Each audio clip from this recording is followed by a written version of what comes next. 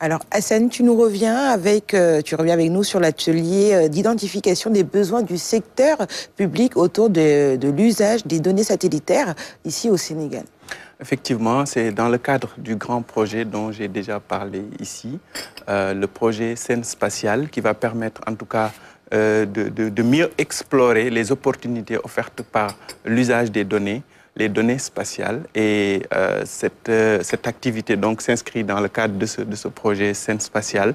Le projet Scène Spatiale est porté par l'État du Sénégal à travers le groupe GICC, le groupe interministériel de concertation donc, sur la géomatique, le plan national géomatique donc porté par ce groupe-là, qui s'appelle GICC.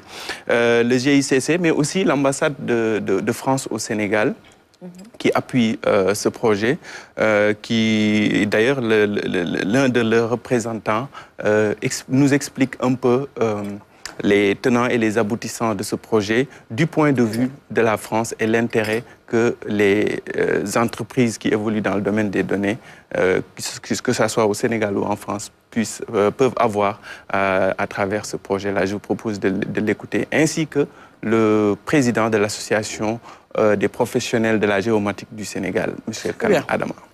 Ce projet, aujourd'hui, n'est qu'une brique, mais il permet de rassembler un grand nombre d'acteurs, notamment une délégation d'entreprises françaises qui va pouvoir échanger avec les membres de l'ASPG, entreprises de l'ASPG, également pouvoir discuter avec les acteurs de la commande publique de données satellitaires et susciter une attention, essayer de définir les besoins, d'avoir un diagnostic partagé pour que puissent se développer des solutions communes pour répondre à des besoins, on va dire, immédiats.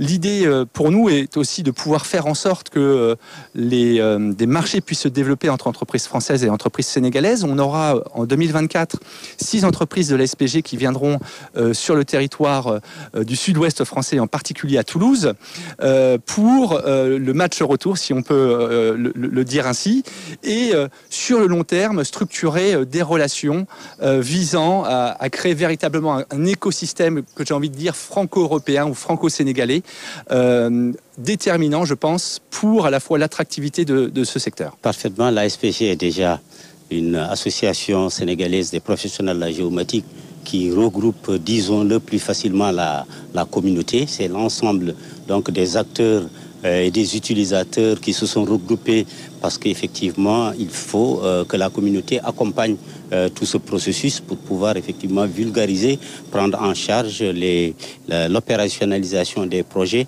et en fin de compte faire partie de cette dynamique qui est irréversible parce que nous le savons très bien. Aujourd'hui, l'utilisation des données satellitaires, c'est véritablement un accélérateur de croissance. Nous avons bien besoin de créer cette croissance-là. Et comme on a l'habitude de dire, la réalité, c'est la somme des perspectives. Et l'ensemble des acteurs, que ce soit les acteurs institutionnels, que ce soit les acteurs dans les entreprises, les professionnels, que ce soit les partenaires au développement, aujourd'hui, la dynamique, elle est totalement enclenchée. Alors, Aline Badara Kane, j'aime bien parce que tu lances des pics en plein off. Alors, Hassan Sine, j'allais te dire, quand on parle de données satellites, je pensais automatiquement à Mariam Kairé, qu'on a vu justement à l'image, et des secteurs en particulier, ils sont forcément ciblés dans ce domaine-là? Oui, parce que les données, ça intéresse tout le monde. C'est pour tous les secteurs. Je vais revenir d'ailleurs sur les différentes thématiques de ces ateliers qui vont se dérouler du mardi, donc depuis hier jusqu'à jeudi. Et donc, mais en attendant, je vous propose donc de voir et d'écouter Mariam Kairé qui va revenir avec nous sur l'importance de ce projet dans lequel sa nouvelle structure, la structure qu'il dirige, va jouer un rôle très important. Après Mariam Kairé, nous allons écouter également le directeur général du Centre de suivi écologique, le CSE, M. Cheikh Mbow. Je vous propose de les écouter. Le Sénégal a une très longue tradition de l'utilisation des données géospatiales qui peut-être à un moment donné avait besoin de ce genre d'initiative pour pouvoir aller beaucoup plus vite et mieux peut-être dans la mise en pratique des réflexions et des échanges. Et ça se traduit également par la décision historique qui a été prise par son Excellence le Président Macky Sall de créer l'Agence sénégalaise d'études spatiales, donc une agence spatiale qui est chargée de coordonner l'activité spatiale au niveau du Sénégal. Et quand nous regardons la feuille de mission de cette agence, on se rend compte en fait qu'une partie, un segment est en train d'être mis en œuvre ici. Au grand bonheur, je pense même des autorités, de savoir que la mise en place de l'écosystème est déjà entamée. Son animation est déjà entamée et donc ça nous facilite, nous, la tâche. Nous ne ferons en fait que venir appuyer, accompagner. Et c'est ce qui justifie notre présence ici. Le spatial, que ce soit ici au niveau du Sénégal ou que ce soit à l'international, fonctionne de façon collaborative. Et si aujourd'hui nous arrivons à travers cette initiative donc, du GICC soutenue par l'ambassade de France de pouvoir rassembler des acteurs de l'écosystème du spatial, aussi bien ici au niveau du Sénégal que de la France, nous ne ferons en fait que d'aller beaucoup plus vite dans la mise en pratique de solutions pour répondre aux attentes et aux besoins des populations. Donc, c'est un avantage certain de mettre en œuvre ce projet qui, au-delà des convergences qui existent entre nos institutions, va créer une plus-value sociale sur la création d'emplois, mais aussi sur l'économie numérique. Et la géomatique constitue une dimension essentielle de cette économie numérique-là. Donc le CSE est la croisée des chemins. Nous avons le devoir de faire cette convergence entre institutions et nous espérons que de cette convergence va naître un partenariat fructueux, des échanges d'idées, des échanges de technologies, des échanges de données, des échanges de pratiques pour permettre à la géomatique de donner une pleine mesure au développement économique et social de ce pays. Et c'est toute la portée de cette rencontre et nous nous réjouissons que ça se tienne juste là maintenant. Très bien. Et des thématiques ont été dégagées, mais quelles sont-elles lors de ces ateliers? Alors, les thématiques qui seront développées, donc il y a d'abord l'atelier sur l'économie bleue. Ça concerne tout ce qui est surveillance des espaces côtiers, également la mesure des ressources halieutiques, la sécurité des pêcheurs. Il y a aussi l'agriculture et la sécurité alimentaire, notamment l'élevage et le suivi du cheptel, l'amélioration de la productivité, le rendement agricole et tout cela. Et enfin, le troisième thème, c'est l'aménagement et la gestion du territoire avec la gestion des déchets, l'identification des terrains inondables, l'identification des flux d'eau, la cartographie surtout des réseaux publics souterrains. Très bien, et ce sera quand? Alors, c'est depuis hier, du 2 au 4 octobre, au centre de suivi écologique, cette fois-ci je l'ai bien prononcé, qui se trouve juste à Fan Résidence, à côté. Très bien, très bien. Et c'est ouvert à tout public ou... C'est ouvert aux acteurs du secteur numérique qui sont venus donc sur invitation. Très bien, merci beaucoup. Ils ont des labos, le centre de suivi écologique. Est-ce que Fan Résidence devrait être le meilleur choix pour l'implantation d'une telle structure? Devrait être, selon moi, peut-être en rase campagne, ou bien un peu loin du centre urbain. Je laisse la question en suspens. Hein? Peut-être que... De toute façon, le choix a déjà été fait. Non, mais dans la même logique, on peut se demander... Oui, à l'avenir, bien sûr, à la prochaine édition, les centres de suivi écologique que j'ai l'habitude de voir, souvent, en tout cas, sont un peu éloignés du centre-ville, en tout cas pour une meilleure observation. Donc de la nature. Les eaux et forêts. J'entends, docteur. Mais bon, le ministère de l'Agriculture est à Dakar. Trop résidentiel. Non, mais peut-être qu'il y a aussi toutes les choses qu'il faut. Pour des géomaticiens. On va dire que c'est juste peut-être pour l'administration. Ah, pour l'administration. Ah oui, c'est vrai. Ça peut être ça, c'est vrai. Docteur, réaction sur le sujet de Hassan Tine. Je vous ai entendu un peu valider les dires d'Aline Badarakan. Non, moi je pensais quand il dit, c'est pas grave si le centre se trouve en pleine ville, si ça héberge juste l'administration.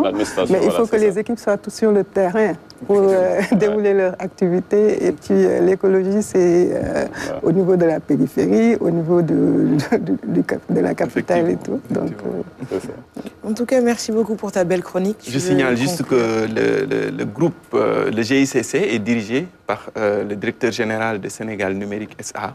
Et donc, d'où la participation de Sénégal Numérique dans ces activités de collecte de données. L'incontournable Sénégal Numérique.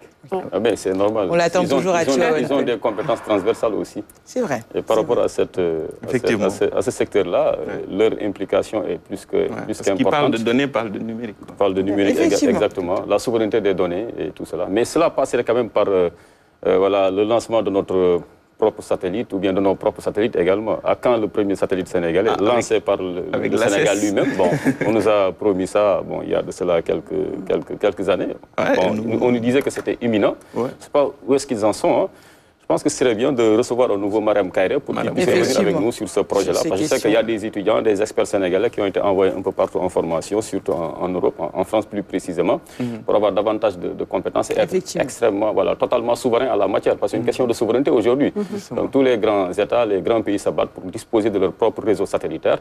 Parce que ça vous permet de mieux maîtriser vos données et cela pourrait impacter beaucoup de secteurs. Il a parlé de la navigation, la sécurité en mer pour nos pêcheurs, mais même dans le domaine de la médecine également, n'est-ce pas, la pollution de l'air et tout cela.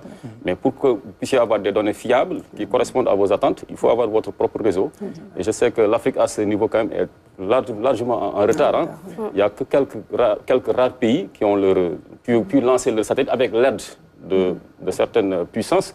Mais quand on voit aujourd'hui le pas des géants qui a été posé par l'Asie avec l'Inde, la Chine, on peut se dire qu'il est bel et bien possible quand même que l'Afrique puisse relever ce défi-là. Mais à condition également qu'on puisse unir nos forces, parce que je pense qu'également chaque pays pris isolément, est-ce qu'il pourra vraiment avoir la possibilité de disposer de sa propre agence spatiale?